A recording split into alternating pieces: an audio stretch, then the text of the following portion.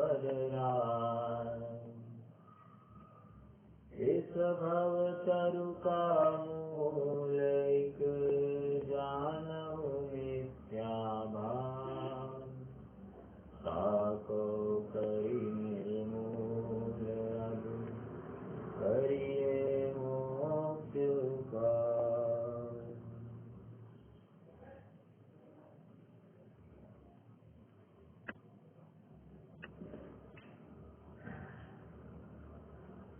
बिन जाने से जिन वचन के अर्थ को कहिए मोक्ष कहा से होए, कहिए सम्यक कहा से होए, जिनवानी के अर्थ ही नहीं समझ पा रहे हैं, तो उन वचनों के आश्रित जो हमारा शुद्धात्मा छुपा है वो कहाँ से प्रकट होगा। एक मिनट, क्या क्या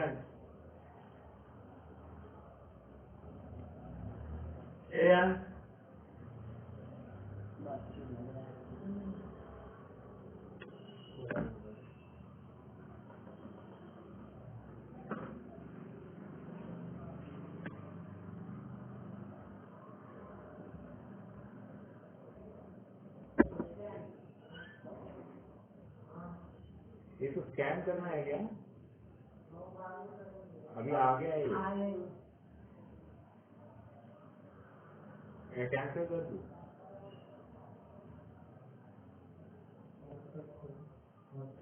इसका प्रकरण 297 पेज पर है हम।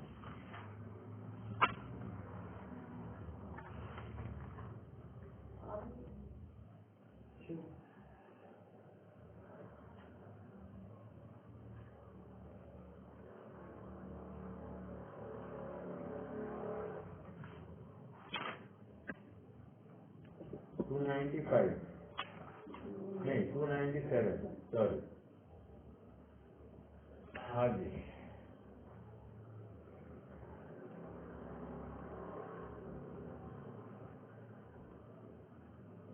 क्या कह रहे हैं देखिए। तथा कहीं शब्द का जो अर्थ होता है वह तो ग्रहण नहीं करना, परंतु वहाँ जो प्रयोजनभूत अर्थ हो वह ग्रहण करना। जैसे किसी का अभाव कहा हो, वहाँ किंचित सद्भाव पाया जाए तो वहाँ सर्वथा अभाव नहीं ग्रहण करना, किंचित सद्भाव को गिनकर ऐसा अर्थ जानना। एक एग्जाम्पल लेते हैं तो आपको बात ख्याल में आएगी। पढ़ते पहले पैराग्राफ। सम्यक दृष्टि के रागादि का अभाव कहा है, वहाँ इसी प्रकार अर्थ जानना। तथा नो कषाय का अर्थ तो यह है कि कषाय का निषेध, परंतु यह अर्थ ग्रहण नहीं करना। यहाँ तो क्रोधादि समान यह कषाय नहीं है, किंचित कषाय है, इसलिए नो कषाय है, ऐसा अर्थ ग्रहण करना। इस प्रकार अन्यत्र जानना। थोड़ा सा चर्चा करेगा। एक प्रश्न है आप सबसे। अप्रत्याख्यानावरण एक शब्द है। अप्रत्याख्यानावरण का अर्थ क्या किया जाएगा? कोई बताएगा? शब्द का अर्थ क्या है? अ मतलब क्या, प्रत्याख्यान मतलब क्या, आवरण मतलब क्या? बोलो।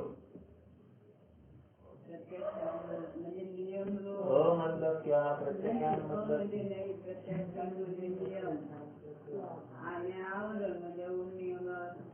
गलत है यार। ठीक है।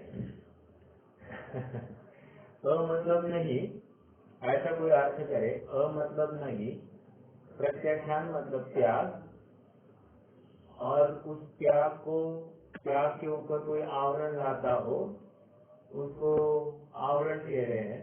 तो त्याग करने में जो आवरण, ऐसा जो कर्म है उसको प्रत्याख्यान आवरण कहे। तो क्या ये अर्थ सही है? तो कह रहे गलत है। तो अ का अर्थ क्या लेना? अ का का अर्थ क्या? बताइए कोई।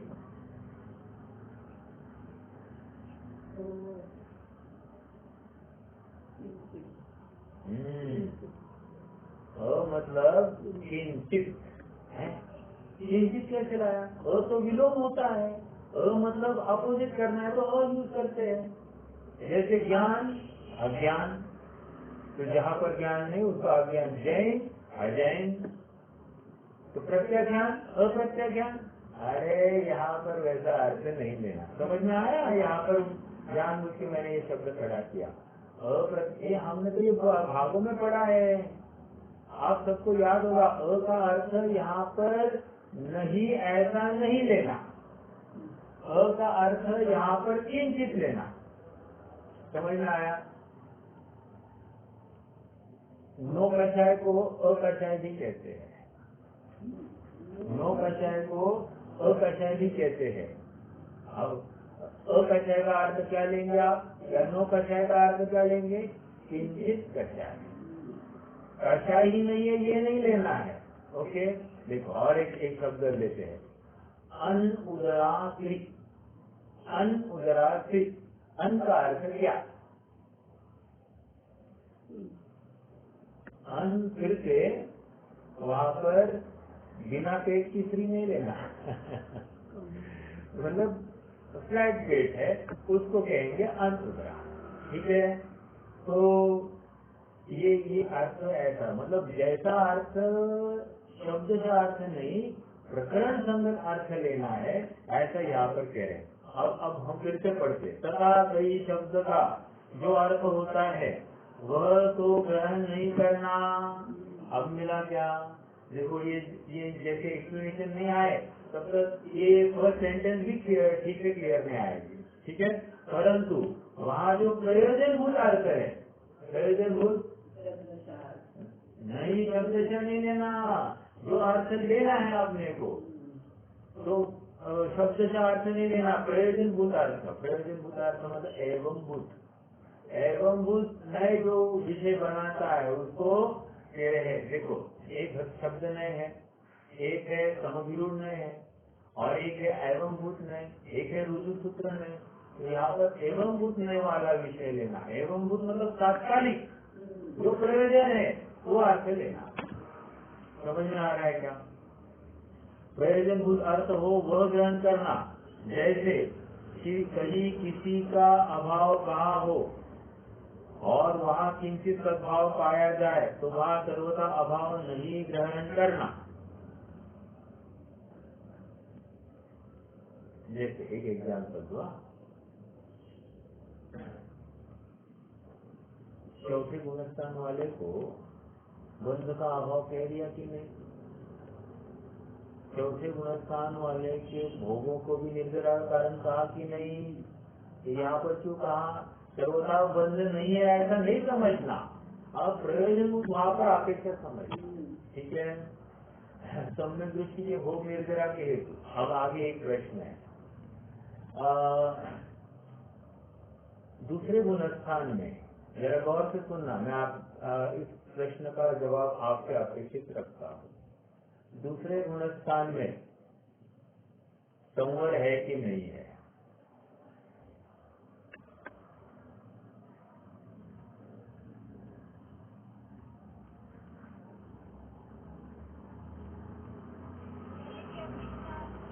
क्या कहा? पहले गुणस्थान की अपेक्षा संवर है। हाँ, तो क्या ऐसे संवर कैसे बताइए?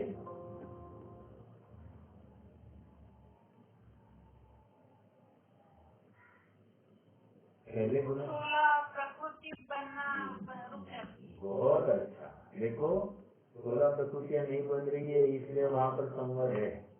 अब किस तरह ताकत होगी ये समझने की, जिसको प्रणालियों का विषय अच्छे से समझ में आया है वही बोलेगा। और फिर दम है ये, देखो ये स्टेटमेंट गलत नहीं है। कोई प्रणाली है तो मिथ्या दृष्टि है, अभी उसको तो पापी जीव कहाँ है, राइट? अब दूसरे गुणस्थानवर्ती को भव्य कहेंगे कि नहीं आप?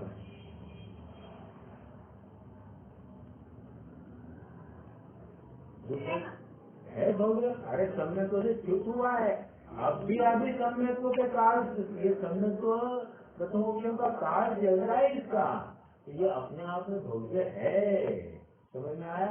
साधारण सम्यत्व, नामीय सम्यत्व, तो इसको लेने के लिए कोई हर्जा नहीं। देखो अपेक्षा समय समय की बात है, प्रयोजन की बात है।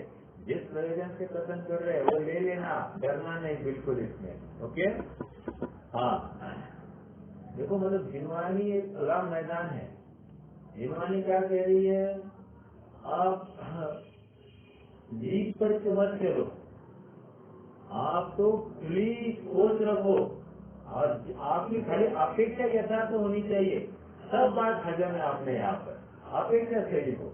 अगर अपेक्षा गलत है तो एक भी बात स्वीकार नहीं करेंगे, और अगर अपेक्षा सही है तो हर बात सही है। ओके, देखो एक उदाहरण देता हूँ आपको। नव तत्वगतत्वे की एकत्वं न मुंचति। क्या कहा? नव तत्वगतत्वे की एकत्वं न मुंचति।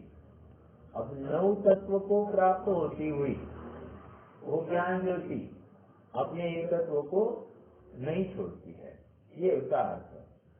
अब एक प्रश्न खड़ा होता है, मिथ्या दृष्टि के नव तत्व है क्या? मिथ्या दृष्टि जीव के नव तत्व है क्या?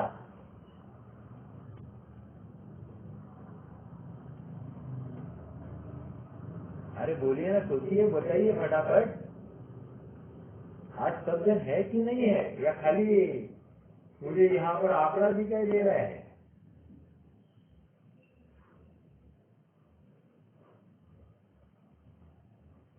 मुकेश भैया, आप है कि नहीं है?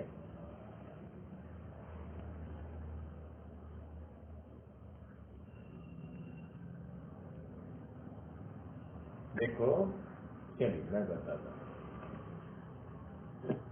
नौ तत्व, ओके ओके ओके, ठीक है, हाँ ठीक है। जैसे नव तत्व में संवर तत्व है कि नहीं है? तो संवर तत्व मिथ्या दृष्टि का होता है कि नहीं होता है? अब सीधी सीधी बात है। आप क्या बात है, मिथ्या दृष्टि भी कह रहे हो और संवर तत्व भी कह रहे हो, पॉसिबल है क्या? थोड़ा सा कुछ नहीं, वो अपेक्षा बोलो, थोड़ा सा कुछ भी आपको यू रहा, थोड़ा सा होता है, थोड़ा सा नहीं होता, ये नहीं चलेगी यहाँ पर बात। अपेक्षा बोलो आप। चलो अभोग्य जीव है, अब बोलिए, अभोग्य जीव को संवर तत्व भी घटित करना है, मोक्ष तत्व भी घटित करना है। देखो मैं बताता हूँ। अभोग्य जीव अभी मान लीजिए स्वर्ग में है। ओके, देखो ये मेरे दिमाग की बात नहीं चल रही है, ये तो स्वामी जी ने ये घटित करके दिखाया था, तो मैं आपको बता रहा हूँ। तो ये इतनी सोच खुली होनी चाहिए। अभी स्वर्ग में कोई अभव्य जीव है, उस अभव्य जीव का बताइए कौन सी आयु बढ़ेगी? नहीं।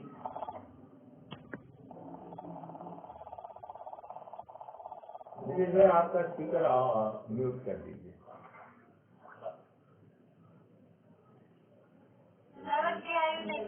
बहुत अच्छा, किरण की आयु बन सकती है। चलो मान लीजिए नरक आयु नहीं बनेगी, तो नरक आयु का इस जीव को संवद हो रहा है कि नहीं हो रहा है अभी वर्तमान में? तो कह रहे हैं ये संवर तत्व, नव तत्व गतत्व की एकत्व न मुंचति। अब तेरे मोक्ष तत्व घटित करके दिखाओ। तेरे मोक्ष तत्व मतलब क्या? कर्म निरपेक्ष, वहाँ पर कर्म से रहित होता, कभी बंधेगा ही नहीं कर्म। अच्छा, तो इस अभव्य जीव को कौन सा कर्म नहीं बंधेगा कभी? तो कह रहे हैं ना, तीर्थंकर प्रकृति, आहारक द्विक, ये कभी नहीं बंधेगी नहीं इस जीव को। ये ऊपर वो जो ऊपर के स्वर्ग है वहाँ पर जाएगा ही नहीं कभी ये जीव। तो कह रहे हैं ये इस प्रकार इसको मोक्ष तत्व भी घटित करके दिखाया, ये घटित करके दिखाया है। एक सर्जों के जो प्रवचन हुए हैं ना स्वामी जी के, उसमें उन्होंने ये बात घटित करके दिखाई। चलो कोई बात नहीं, मैंने तो आप ये इतनी बात क्यों कही, सोच वाइड रखने की बात थी। मतलब अपेक्षा अगर सही है तो आप कितना भी खुला मैदान हो आप उसमें उड़ सकते हैं। अरे ये क्या हो गया, आवाज आ रही है मेरी?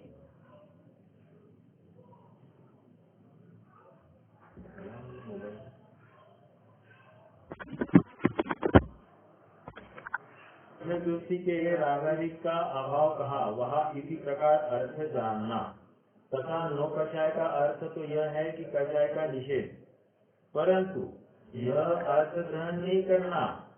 या तो क्रोधादि समान यह कषाय नहीं है। नो कषाय मतलब जो कषाय क्रोध मान माया लोग में जो ताकत है वैसी ताकत हत्या रति आरती शोक में जुगुप्सा में नहीं है, इसलिए कह रहे वो नो कषाय।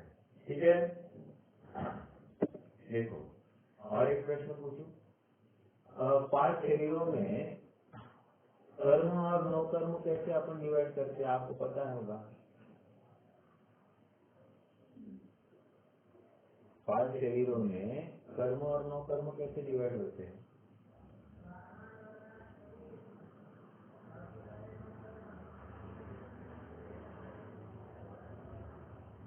देखो कार्मान वर्गना जो है वो कर्म, ठीक है, और औदारिक वैकृत आहार तेजस इनको नो कर्म कहते हैं। हाँ ये बात हुई है अपनी चर्चा में आई है, आप बोल रहे हैं बट चर्चा तो की है। तो नो कर्म मतलब क्या, कर्म है ही नहीं क्या, कर्म जैसा नहीं है लेकिन ईश्वर अल्प ऐसा इस रूप में उस कर्म का के निमित्त रूप ये भी खड़ा है, तो यहाँ पर नो कर्म कह दिया। ओके, तो अपेक्षा समझना और अर्थ निकलते जाता है। जैसे मन है, मन को क्या कहते हैं बोलिए,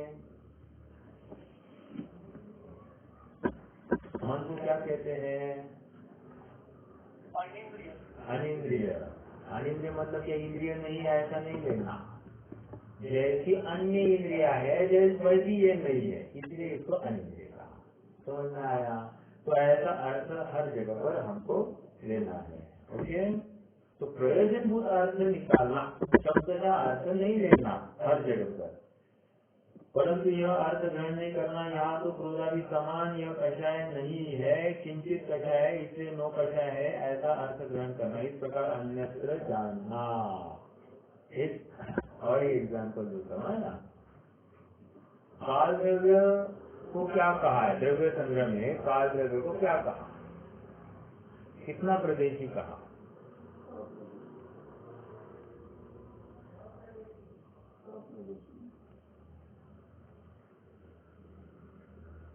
काल अप्रदेशीय, राइट। अ का अर्थ क्या लेंगे यहाँ पर, एक कहाँ से लाया, एक ओ मतलब नहीं समझ में आया? तो कह रहे तो जहाँ पर जैसा प्रकरण है वैसा अर्थ लेना, अर्थात अ का अर्थ एक, ये कौन से डिक्शनरी में है, डिक्शनरी मत पूछो, ये ऐसा ही आपको अर्थ निकालना है, प्रयोजन वाला अर्थ लेना, ये जिनवानी के अर्थ करने की पद्धति। ये समझ में आ रहा है क्या? पंडित साहब ने कैसे एक एक बिंदु उठाकर दिखाए हमको और हमको कहा है कि इस प्रकार आप भी अभ्यास करना। इसका मतलब उन्होंने स्वयं ने ऐसा अभ्यास किया था कि नहीं किया था? अरे ऐसा अभ्यास करने के लिए कितनी गहराई चाहिए, चिंतन धारा कितनी यथार्थ चाहिए, आप उसका विचार करना। ठीक है, चलिए तो ये और एक बात आगे बढ़ते हैं। लास्ट पैराग्राफ, तथा जैसे कहीं युक्ति से कथन किया हो वहाँ प्रयोजन ग्रहण करना, समझदार कलश में यह कहा है कि भोगी के दृष्टांतवत पर भाव के त्याग की दृष्टि यावत प्रवृत्ति को प्राप्त नहीं हुई तावत यह अनुभूति प्रकट हुई। तो यहाँ यह प्रयोजन है कि पर भाव का त्याग होते ही अनुभूति प्रकट होती है। मैं थोड़ा सा एग्जाम्पल ये थोड़ा सा आपको एक्सप्लेनेशन करता हूँ। देखो पंडित साहब आप भी गोमटसार में थे, अभी गोमटसार जीवकांड में थे, जीवकांड से कर्मकांड में आए, कर्मकांड से पंचायत प्रवचन सार आत्मख्याति ऐसा कहीं भी फटाफट उनका ज्ञान की पलटा पलटी कितनी फास्ट होगी आप समझ लीजिए। अब डायरेक्टली आ गए समयसार कलेक्ट में आ गए। ओके, और समयसार कलेक्ट में क्या कह रहे हैं, एक कलश है, कलश नीचे से पढ़ते हैं आप, अवरति नयावत वृत्तिमत्यंत वेगादनव मकर भाव त्याग दृष्टांत दृष्टि झटिति सकल भावेरन्य झटिति सकल भावेरन्य दोयैर्विमुक्ता स्वयमेयमनुभूति तावत् क्या कह रहे हैं, वो कह रहे अभी हमने धोबी का दृष्टांत दिया। क्या दिया धोबी का दृष्टांत, ये कहाँ आया मालूम है, 34वीं गाथा के पश्चात ये दृष्टांत दिया है। क्या ही प्रत्याख्यान है, समझ में आया, क्या ही प्रत्याख्यान है। क्या का अर्थ क्या का अर्थ ज्ञान, सॉरी ज्ञान नहीं, ज्ञान ही प्रत्याख्यान, त्याग का ज्ञानम प्रत्याख्यान, तो ज्ञान ही प्रत्याख्यान है, ऐसा भाव करता। तो कह रहे कि अभी हमने आपको दृष्टांत दिया। क्या दृष्टांत दिया, एक धोबी था, धोबी के पास एक कपड़ा आया था धोने के लिए, उसने किसी को कोई आ गया उसका कपड़ा मांगने के लिए, उसको दे दिया। वैसे का वैसे कपड़ा किसी और ने भी दिया था, वो भी आया कपड़ा मांगने के लिए, उसने दूसरा कपड़ा दे दिया। तो ये दूसरे ने कहा भैया मेरा तो इंटरचेंज होगा, ये मेरा नहीं है, मेरी टाइम है वो टाइम नहीं है। तो टाइम नहीं है तो कहा गया अच्छा दूसरे को अभी दिया, तो चले गए उसके घर और फिर उसको कहा भैया हमारा कपड़ा, तो उसको टाइम दिखाई, उसने टाइम मानी और फटाफट क्या हो गया, अब उसका निर्णय हो गया कि ये मेरा नहीं है। तो तेरे ज्ञान हो गया ना, अब उसका उसमें अपनत्व भी हट गया है, स्वामी बना के हट गया है, वो उसका त्याग हो गया है। तो कोई का क्या जबरदस्त उदाहरण है, क्या जबरदस्त उदाहरण है, जबरदस्त मत करो, फटाफट लग जाओ किसमें, आत्मानुभव में। समझ में आ रहा है, तो आगे क्या इसका मतलब तुम्हें जबरदस्त नहीं लगा। क्या कहा, आगे क्या बोलो, आगे क्या प्रकरण है, आप आगे क्या कहने वाले, इसका मतलब तुम्हें ये अच्छा नहीं लगा, फिर जबरदस्त मत बोलो। देखो हम मार्केट में जाते हैं, सामने वाला अपने को कपड़े दिखाता है, सुनार के पास जाते हैं तो सुनार क्या करता है, एक से बढ़ के एक डिजाइन दिखाता है, ये ऐसा है वो ऐसा है, आपको पहन कर भी देखते हो, अच्छा दिख रहा है, कैसे दिख रहा है, ऐसा वैसा सब करते हैं, और फिर उसको निकाल कर रख देते और दिखाओ का अर्थ क्या है, ये समझ लेता है इसको अभी तक ये रुझान नहीं है, ओके, उसको फाइनल नहीं हुआ है तो और दिखाता है, और वो उसको क्या करता है, फाइनल गाड़ी में डाल देता है। फिर से अपन आ जाने से थोड़ी देर बाद वो पहले दिखाएगा वो दिखाओ, फिर से वो बाहर लाता है और फिर उसके ऊपर तो वो अंदाज लेता है कि सामने वाले को कहाँ इंटरेस्ट है, और उसके बाद में उसी को ऊपर फोकस करके बोलता है ये ऐसा है वो ऐसा है, उसकी पूरी तारीफ करके आपको छोड़ देता है। तो आपको विश्वास होने के बाद में आप खरीद लेते हैं। चलो मैं तो ये क्यों कह रहा हूँ कि हमको जो चीज पसंद आती है हम उसके ऊपर ही ज्यादा फोकस करते हैं, जो पसंद आई ना तो उसमें वो रेट भी बार्गेन नहीं करता, जो पसंद नहीं आई ना उसमें बार्गेन करता है। समझ में आ रहा है क्या, हालांकि कोई फर्क नहीं होता है। तो ये यहाँ पर क्या कह रहे हैं, दृष्टांत दृष्टि, अभी जो हमने ताजा दृष्टांत दिया, तुम्हें अगर वो पसंद आया है तो तुम फटाफट क्या करना, तुम अब उस दृष्टांत से अपने दृष्टिभूत जो अशुद्धात्मा है उसके ऊपर अपनी दृष्टि ले लो, उसके अनुरूप, क्यों ये शरीर अपना है नहीं, चिन्ह के माध्यम से जान लिया ये शरीर मैं नहीं हूँ, जो जानना देखना है वो है जानने वाला मेरा अपना तत्व शुद्धात्मा। ओहो शरीर से दृष्टि हट गई, शरीर से जो एकत्व स्थापित था वो एकत्व टूट गया, बस टूट गया ना, फिर अब इसी समय तुम वहां पर जोर लगाओ, तुम्हें आत्मानुभव हो जाएगा। No sooner then he heard this example, he got आत्मानुभव।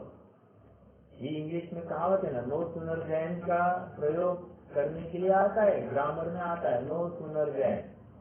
तो no sooner then did he hear this example, he got आत्मानुभव। अर्थात ये उदाहरण सुना ही सुना, तो सुनो नहीं, सुनते ही उसने फटाफट उदाहरण वहां से उपयोग को हटाकर अंदर ले लिया और इसलिए उसको आत्मानुभव हुआ। ठीक है, तो इसका अन्य प्रकार से कैसे करेंगे? As soon as he heard this example, he got आत्मानुभव। समझ में आया? ऐसे ही उसने ये सुना है। तो ये कहाँ से लाया अपन ने? ये नीचे समाचार का कलश नंबर 29 यहाँ पर उद्धृत किया है। समय का आत्मख्याति का कलश है, 34वीं गाथा के पश्चात ये कलश आया है। ओके, फिर से अपन आप पूरे प्रकरण को पढ़ते, लास्ट पैराग्राफ को।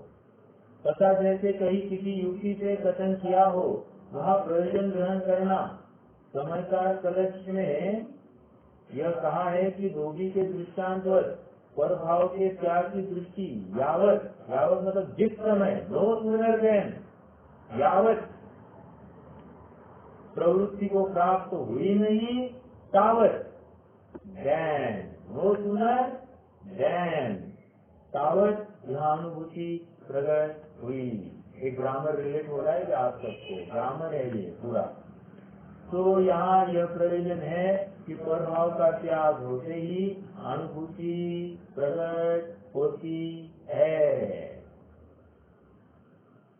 लोक में किसी को आते ही कोई कार्य हुआ हो, वहाँ ऐसा कहते हैं कि यह आया ही नहीं और यह कार्य हो गया।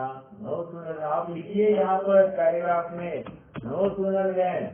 ठीक है, ये ग्रामर यहाँ पर लगेगा।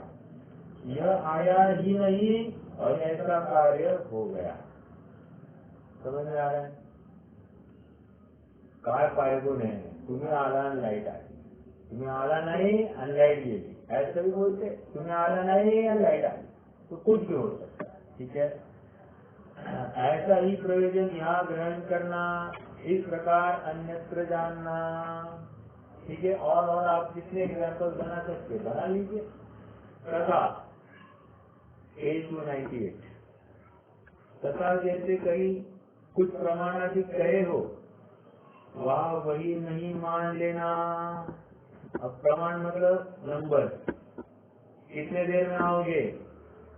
10-15 मिनट में, 10 या 15, अरे 25 मिनट में। 25 में मतलब कितने? 25 से कम या 25 से ज्यादा, या 25 मिनट में? 25 में ही आऊंगा। तो ये क्या कर रहा है? बांध के ले रहा है, तो ये नहीं चलेगा। तो यहाँ पर हम वही प्रमाण की बात चल रही है। ओके, 5-6 जन आ जाओ। ओके, आधे उधर जाओ, आधे उधर जाओ, बाकी के मेरे फॉलो करो। समझ में आ रहा है क्या?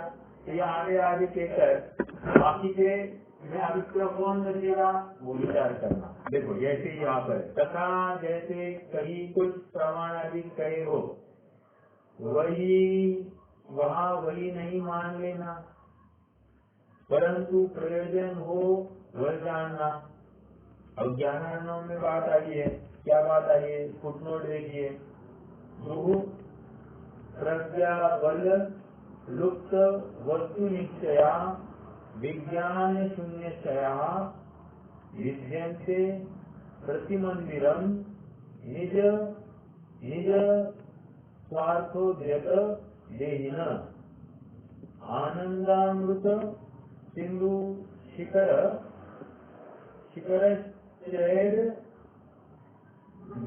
निर्वाक्य जन्मज्वरम ये मुक्तम वर्धनेन्दु वीक्षण परास्ते संति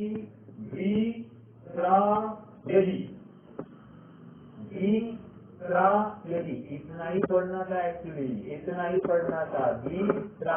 द्वि मतलब दो, त्रा मतलब तीन, दो तीन, दो यदि मतलब क्या, दो या तीन, इतना ही कहना था उनको। अब यहाँ पर दो या तीन का अर्थ क्या है, देखो मैं पूरा प्रकरण बताऊं। वे ये कह रहे हैं कि यहाँ पर इस काल में मोक्षार्थी जीव या भव्य जीव दो तीन ही दिखाई देते हैं। अब दो तीन का अर्थ क्या लिया जाए, मैं आपसे पूछना चाहता हूँ। दो तीन का अर्थ क्या लिया जाए, दो या तीन या कोई नहीं, कैसा लिया जाए?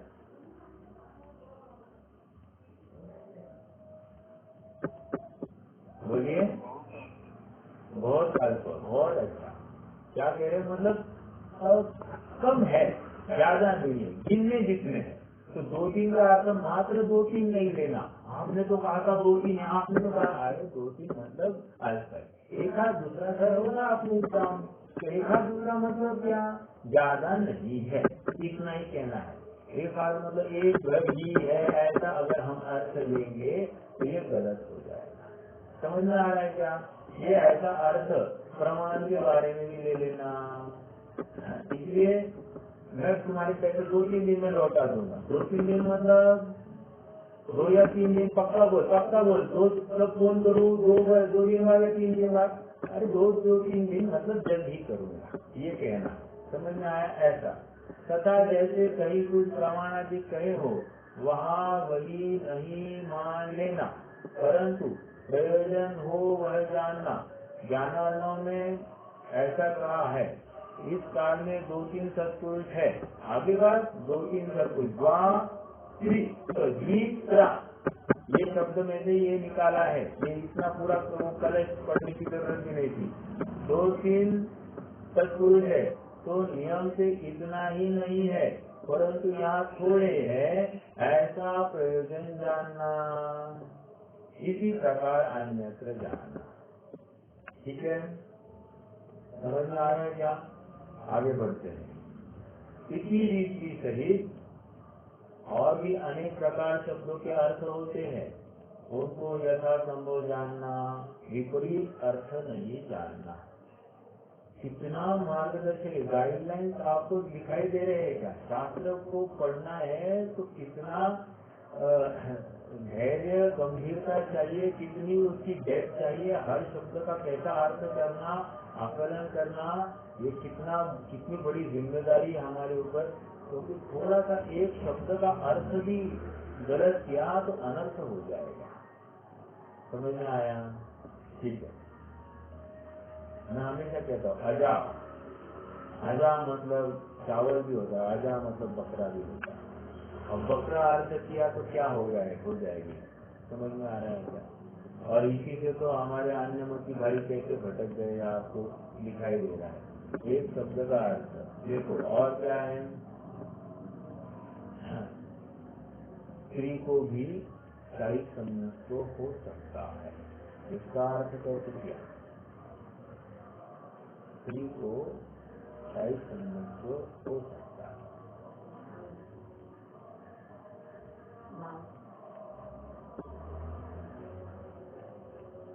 कौन बताएगा इसका क्या अर्थ लेना? पहला प्रश्न तो ये है कि स्त्री को शाही संन्यास हो सकता है क्या?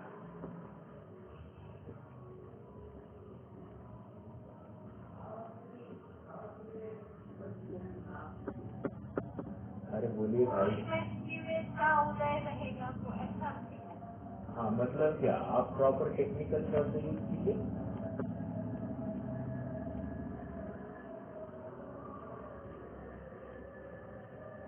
मतलब द्रव्य वेद होने पर, द्रव्य त्रिवेद होने पर हो सकता है क्या? पहला तो प्रश्न ये, इसका जवाब दीजिए। द्रव्य नहीं है, वो भाव में नहीं है। तो भाव त्रिवेद की चर्चा चले, मतलब क्या? बाहर से द्रव्य पुरुष वेद है और अंदर से भाव त्रिवेद चल रहा है। समझ में आ रहा है? तो ऐसी अवस्था में किसी जीव को क्षाई संन्यास तो हो सकता है। तो वहाँ पर वो त्रिवेद दिखाई दिया ना, भाव त्रिवेद, तो इसे स्त्री को क्षाई संन्यास तो हो सकता है, ऐसा कथन किया। ये समझ में आ रहा है क्या? तो इतनी डेप्थ में अपने को अभ्यास करना चाहिए, तो वो दम आएगा। तो नहीं कर पाए, इमीडिएटली नया मत खड़ा हो गया, श्वेतांबर इसी को लेकर तो खड़ा हो गया, स्त्री को शाही सम्यक को नहीं, उसको मोक्ष भी करा दिया। समझ में आ रहा है क्या? तो ये इस प्रकार सब अर्थ के अनर्थ हो जाते हैं। इसमें कितनी बड़ी जिम्मेदारी है, ये हमारे ज्ञान में आ जाती है। ये अर्थ होते हैं, उनको यथासंभव जानना, विपरीत अर्थ नहीं जानना। तथा जो उपदेश हो, मिल रहा है सबको, 8-98। तथा जो उपदेश हो उसे यथार्थ पहचान कर जो अपने योग्य उपदेश हो उसे अंगीकार करना। निकल जाओ यहाँ से, नहीं देगी तुम्हारी शक्ल, ये बोल दिया। क्या अर्थ है इसका? हाँ निकल जाओगे, नहीं ज्यादा देर लगेंगे, ये क्या है इसका अर्थ? अरे निकल जाओ मतलब अभी हमारे सामने से निकल जाओ। और तो कहता है तो ऐसा है कि हमेशा के लिए निकल जाओ, इस टोन में बोलता है, लेकिन अभी हमारे सामने से निकल जाओ, ये उसका अर्थ है। अब कोई सर्वथा गलत अर्थ ले ले तो कितनी बड़ी बात हो सकती है। समझ में आ रहा है? उसने ऐसे कहा, उसने ऐसे कहा, ये है।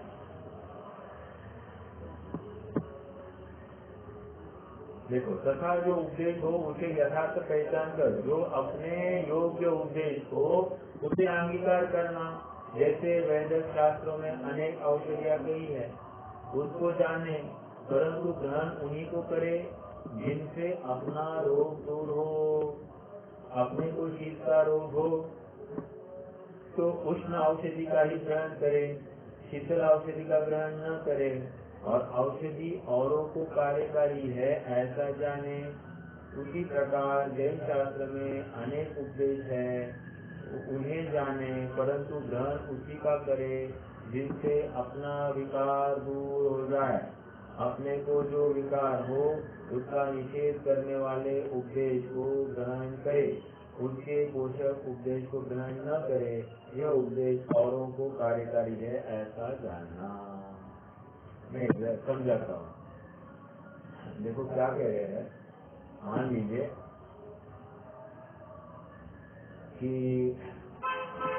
मेरे सर में दर्द है, तो किसी ने कहा सर में दर्द है, एक काम करो, ये गोली लो और सर दर्द गायब। अब किसी को लगे अरे सर दर्द के लिए ये गोली है, अब सर दर्द नहीं हो इसीलिए ये गोली का कंटिन्यू करता रहेगा, चलेगा?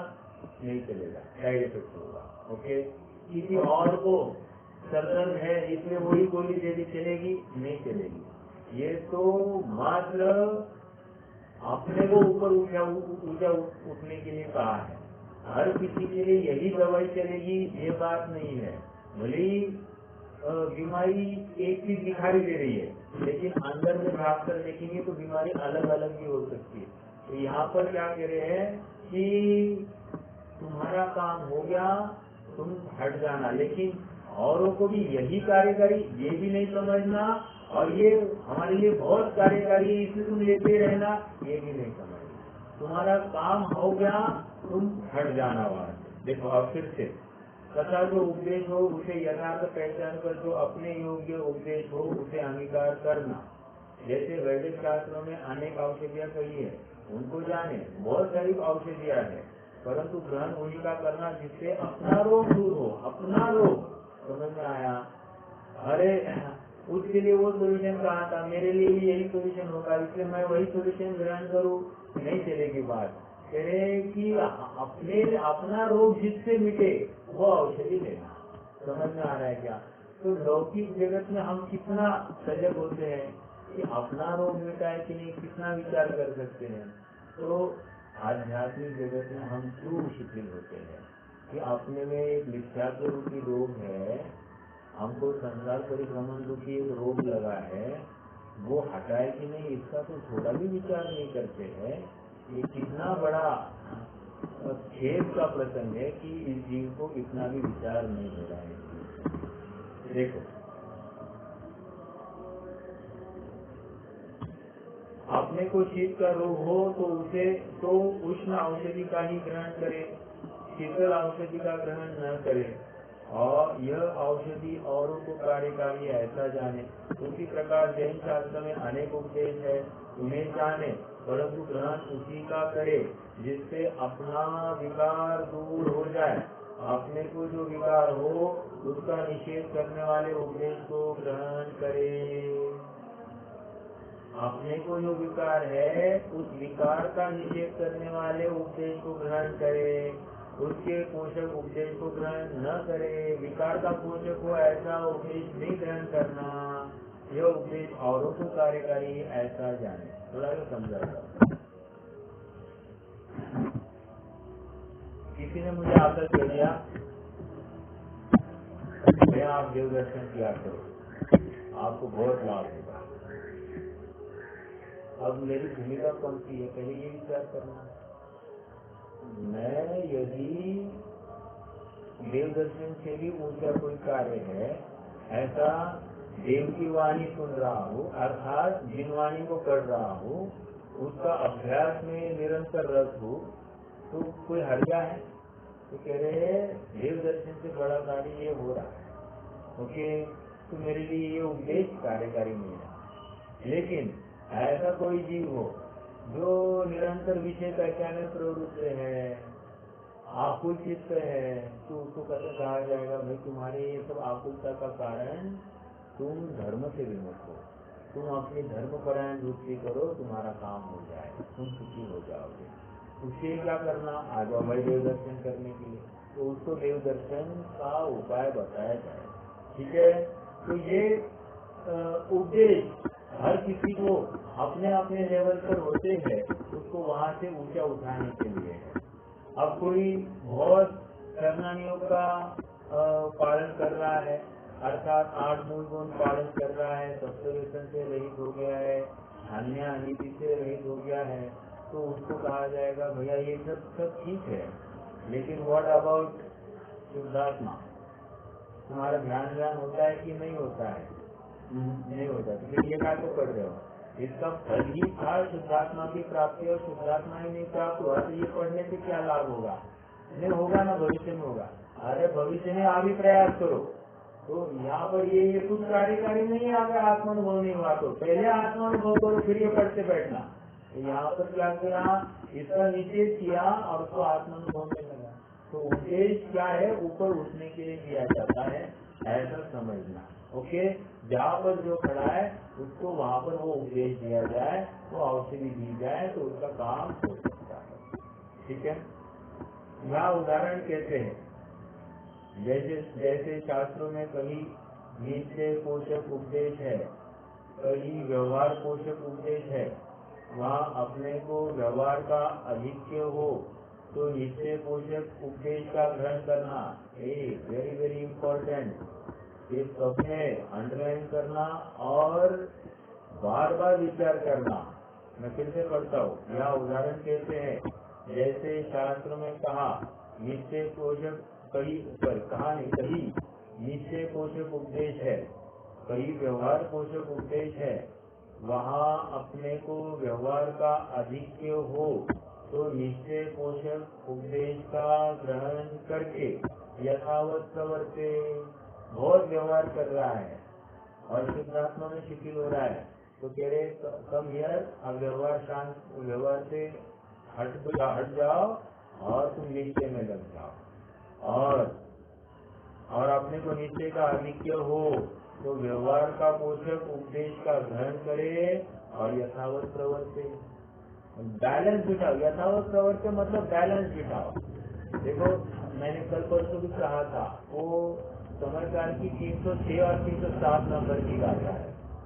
वहाँ पर क्या कहा, पहले प्रतिक्रमण को अमृत कुंभ कहा, अगली गाथा में प्रतिक्रमण को विष कुंभ कहा। अब कैसे कहा, ऐसा अचानक एकदम पलटी हो गई? तो कह रहे हैं प्रयोजन है।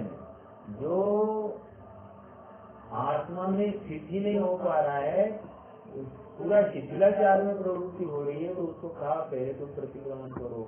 तुमने जो दिन भर के पाप किए, पहले उन सब वो जीव है ऐसे स्वीकार करके उनसे क्षमा मांगो, तो कषाय के परिणाम नहीं रखिए। तो ये कह रहे प्रतिक्रमण हो गया। लेकिन प्रतिक्रमण ही करके बैठा और क्या मानने लग गया, हाँ अब मैं शुद्ध हो गया, अब मैं शुद्ध हो गया, अब मैं शुद्ध हो गया। एक प्रतिक्रमण कम कर दिया, एक गंगा में डुबकी लगाई, ओके, और कर्म साफ, चलो अब नेक्स्ट ब्रांच आपके लिए चालू हो गया। अपन चाहे उठना बंद कर सकते, अपन अभी एकदम कर्म से रहित हो गया ऐसा मानने लग गया तो नहीं चलेगी। तो उसको कहा जाएगा भैया ऐसा शुद्ध नहीं, एक शुद्धात्मा को शुद्धत्व से अनुभूत करना, उसकी प्रतीति करना, उसकी प्रतीति करना, उसी में संलग्न होना, यही शुद्ध होने का अवसर है और यही सच्चा प्रतिक्रमण है। वो तो व्यवहार का प्रतिक्रमण है, तुम एक एक को क्षमा मांग के बैठो, लेकिन तुमने अपने आत्मा के प्रति ही दया भाव नहीं पालन किया, आत्मा से क्षमा नहीं मांगी है। सबसे पहले तुम अपने आत्मा की क्षमा मांगो कि इतने साल तक अनादिकाल से तुम उसे भटका रहे हो, उसे दर दर की ठोकरें खिला रहे हो और उससे क्षमा नहीं मांग रहे हो, और औरों से तुम क्षमा मांगते फिरते हो, क्षमावाणी करो, क्षमावाणी करो, उत्तम क्षमा कहते हो, कोई कार्यकारी नहीं है। निश्चय ये 10 लक्षण का मनाना मतलब अपने आत्मा से क्षमा मांगने, अर्थात अपने शुद्ध आत्मा की प्राप्ति। समझ में आया? तो फिर उसको निषेध कराया जाएगा। ये 10 तक आदि में कुछ कोई दम नहीं है, ऐसा भी बताया जाएगा। समझ में आ रहा है क्या? तो जहाँ पर अपने को निश्चय का अतिरेक हो तो व्यवहार के साधनभूत शास्त्रों का अभ्यास करके उन क्रियाओं का अवलंबन करके बैलेंस कर देना, और जहाँ पर व्यवहार का अतिरेक हो वहाँ पर निश्चय परक शास्त्रों का अभ्यास करके अपना जो इम्बैलेंस था उसको बैलेंस कर लेना। समझ में आया? ये यहाँ पर सरल बात है। इसलिए कोई निश्चय लेकर बैठे तो मूड है, और कोई मात्र व्यवहार लेकर बैठे तो मूड है। वहाँ पर जिस जगह पर अपना परिणा झुका है उसके अनुसार हमको विचार करना चाहिए। ठीक है, चलिए आगे बढ़ेंगे।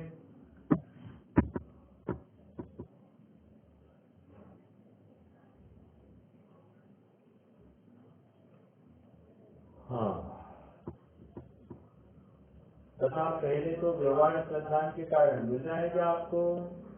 तथा बराबर पैराग्राफ के बीचों बीच है, तथा पहले चौथी लाइन, तथा पहले तो व्यवहार श्रद्धान के कारण आत्मज्ञान से भ्रष्ट हो रहा था, पश्चात व्यवहार उपदेश ही की मुख्यता करके आत्मज्ञान का उद्यम न करे, अथवा पहले तो निश्चय श्रद्धान के कारण वैराग्य से भ्रष्ट होकर स्वच्छंदी हो वर्ता, फिर से निश्चय श्रद्धान के कारण वैराग्य से भ्रष्ट होकर स्वच्छंदी हो रहा था, पश्चात निश्चय उपदेश की मुख्यता करके विषय कषाय का पोषण करता है। इस प्रकार विपरीत उपदेश ग्रहण करने से बुरा ही होता है।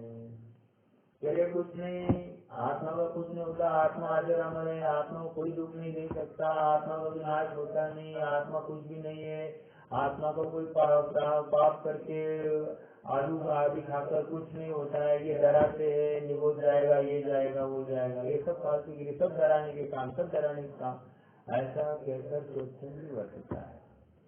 मैं तो शुद्ध हूँ बस, बाकी कुछ नहीं है, इतना ही करना है, काम हो जाता है, ऐसा कहकर ना शुद्ध अनुभवता है और ना पंचेंद्रिय के विषय से हटता है। भोग विलासता की प्रवृत्ति निरंतर बढ़ती रहती है, तो कह रहे हैं कि ये इससे तो उसका बुरा ही होगा। बहुत ही दमदार बात है, मतलब ये एक एक वचन अपने लिए अपना कान पकड़ा गया है और कहा गया सुन, हम क्या कह रहे हैं, जिनवानी क्या कह रही है, उसके अर्थ को समझो और मात्र एकांत प्रवृत्ति मत करो। यहाँ पर एकांत में भटक कर अनंत भाव खराब करने की अपेक्षा विवेक पूर्वक यथावत तुम सच्चा क्या, गलत क्या, हितकारी क्या, अहितकारी क्या, इसका निर्णय करना, क्योंकि इसका निर्णय किए बिना तुम स्वपर का निर्णय भी नहीं कर पाओगे। स्वपर का निर्णय नहीं करोगे तो सिद्धार्थ स्व में प्रवृत्ति होगी। समझ में आ रहा है क्या? बहुत ही गंभीर विषय है, हमको इसको हर प्रकार से विचारण करना चाहिए। समय आपके पास ज्यादा नहीं है, इसके ऊपर जितना विस्तार करेंगे वो कम है, क्योंकि स्वच्छंद प्रवृत्ति का अंत नहीं है। तो स्वच्छंद प्रवृत्ति का निषेध करने के भी उदाहरणों का भी अंत नहीं होगा। समझ में आ रहा है क्या? लेकिन अपने आप में थोड़ा कहा, ज्यादा समझा, और इस न्याय से आप थोड़े में समझ लीजिए कि जहाँ पर स्वच्छंदता है वो संसार का कारण है, इसमें विरोध नहीं है। हमको अनुकूलता नहीं है इसलिए रोते बैठने की अपेक्षा जो हमारे सामने जो भी परोस कर आया है उसमें हम किस प्रकार सुखी हो सकते हैं, कैसे अपना चरित्र तैयार हो सकता है, इसका विचार करना ज्यादा कार्यकारी है। बस अनुकूलता की कमी में रोते बैठना ये कोई सुखी होने का उपाय नहीं है, ये संसार में भटकने का कारण है। समझ में आ रहा है? तो निश्चय और व्यवहार का बैलेंस बिठाना, मात्र थोड़े बहुत पानी छान लेना, आटा उल्टा एकदम मर्यादा का खाना, मसाले में मर्यादा के खा लिए, रात्रि भोजन नहीं करना, इसमें ही तुमने कह दिया अपन बहुत धर्मी हो गए, ये बात बहुत शिथिल है। 2-4 शादी ब्याह में नहीं गया तो कह दिया मैं एकदम धर्मी हूँ, तो कह रहे बात एकदम शिथिल है। तुम शुद्धात्मा को जानते हो क्या? शुद्धात्मा की प्राप्ति हुई है क्या? नहीं हुई है। चलो ये व्यवहार में कोई उपलब्धि नहीं, शुद्धात्मा को प्राप्त करो। व्यवहार का बहुत अधिकता करता है और निश्चय से एकदम अपरिचित है, और कोई उल्टा निश्चय से ही सब सुखी कल्पना करता है वर्तमान में, और स्वैराचार रूपी बुद्धि रखता है, स्वच्छंद रूप से प्रवर्तता है, बहुत पापाचरण करता है, बहुत आडंबर करता है, और एक ही कहता है आत्मा बनता नहीं, आत्मा को दुख होता नहीं, आत्मा को कोई दुख देने में समर्थ नहीं, आत्मा को कोई सुखी करने में समर्थ नहीं, आत्मा तो स्वयं सुखवान है, बोलता तो है लेकिन कोई भी उद्यम नहीं करता। अर्थात वहाँ पर स्वच्छंद प्रवृत्ति है, अर्थात जीव में जीवत्व की स्थापना नहीं करता है, पर जीवों को देखता ही नहीं, गिनता ही नहीं है, और स्वयं सुखी होने की कल्पना करता है। स्वयं पापाचरण में स्वच्छंदता में प्रवृत्ति करे तो ये पाप तीव्र पाप बन का कारण है, सुख का कारण नहीं है, ये तो नियम से दुख लेने वाला है। आगे तथा जैसे आत्मानुशासन में ऐसा कहा है कि तू गुणवान होकर दोष क्यों लगाता है, दोषवान होना था तो दोषमय ही क्यों न हुआ। तो यदि जीव आप तो गुणवान हो और कोई दोष लगाता हो, वहाँ वह दोष दूर करने के लिए उस उपदेश को अंगीकार करना, और आप तो दोषवान है और उनके उपदेश का ग्रहण करके गुणवान पुरुष को नीचा दिख रहा है, तो बुरा ही होगा। क्या कह रहे हैं? फिर से देखो,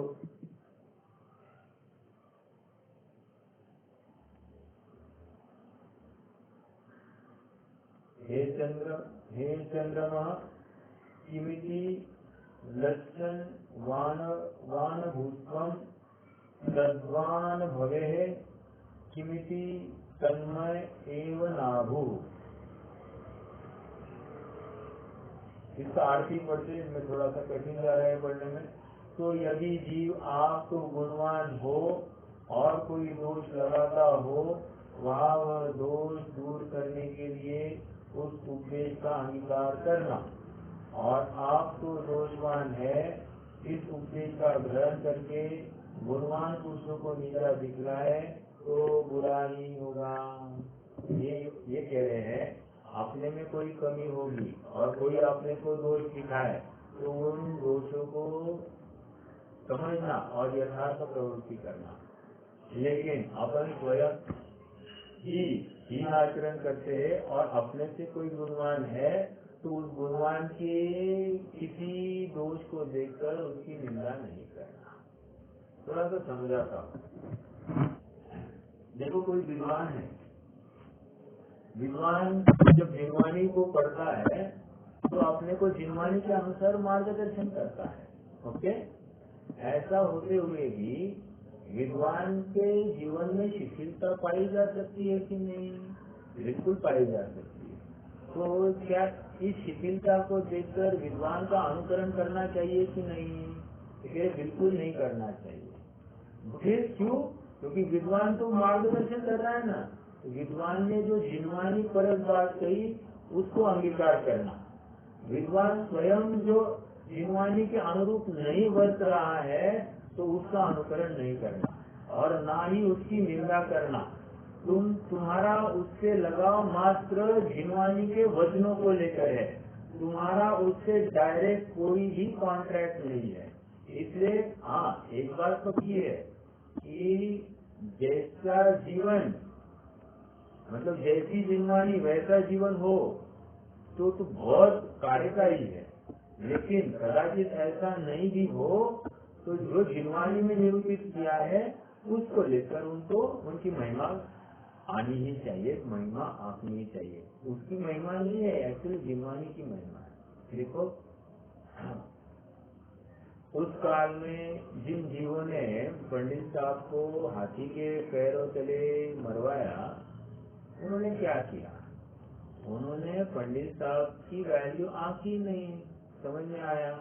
उन्होंने उनके वचनों को ही ग्रहण किया निंदा के रूप में, अर्थात वे तीव्र कचाई है, वे खंडन करते हैं हमारा, हमसे द्वेष करते हैं, इस बुद्धि से धारण करके उन्होंने पंडित साहब को मरण करवाया। तो ये क्या हुआ? ये विरोध का कार्य हुआ। मतलब जब सामने जीव है, हमको लगता है कि हमारा ये द्वेष करता है, और वही पंडित साहब 300 वर्ष के बाद में आज हम उनको कैसे देख रहे हैं?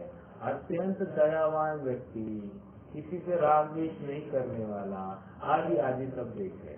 क्यों? क्योंकि हमने उनकी वाणी को पढ़ा और वाणी के ऊपर से हमने उनका निर्णय किया। हमने उनका तात्कालिक जीवन थोड़ी देखा, हमने तो मात्र उनकी वाणी को पढ़ा और वाणी से उनका निर्णय किया कि ये सत्पुरुष है। समझ में आ रहा है क्या? हम उस काल में जाकर देखेंगे तो कहीं न कहीं हर किसी को किसी में कोई न कोई कमी पाई जाएगी। तो ये कह रहे हैं कि उस कमी को जब तक देखते रहेंगे तब तक हमको उस पुरुष में उच्चता भाषित ही नहीं होगी। देखो, एक कर्मोपाधि सापेक्ष पर्यायिक न्याय है। क्या कहा?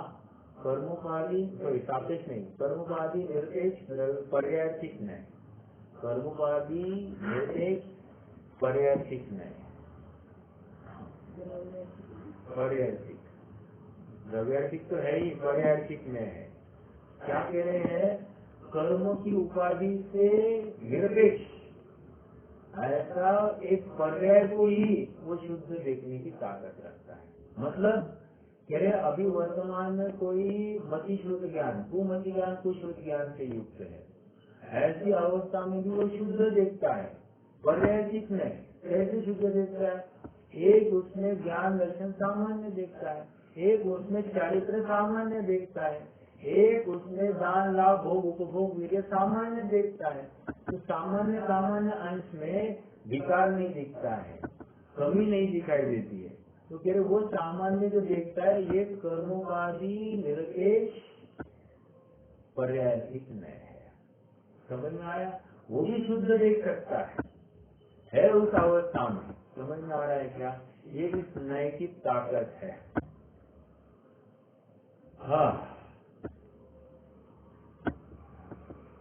चलो फिर से ये इतना पढ़ते और फिर रुक जाएंगे। कल से ही स्टेज 299 को अपन कल से प्रारंभ करेंगे। तथा जैसे आत्मानुशासन में ऐसा कहा है कि तू गुणवान होकर दोष क्यों लगाता है, दोषवान होना था तो दोषमय ही क्यों नहीं हुआ। तो यदि जीव आप तो गुणवान हो और कोई दोष लगाता हो, वह दोष दूर करने के लिए उस उपदेश को अंगीकार करना। तथा आप तो दोषवान है और इस उपदेश को ग्रहण करके गुणवान पुरुषों को नीचा दिखलाए तो बुरा ही होगा। ठीक है, तो आज के लिए रुकते हैं, कल पेज नंबर 299 से हम आगे बढ़ाएंगे। कोई प्रश्न है तो आप रख सकते हैं, तो जिम्मेदारी स्तुति करेंगे।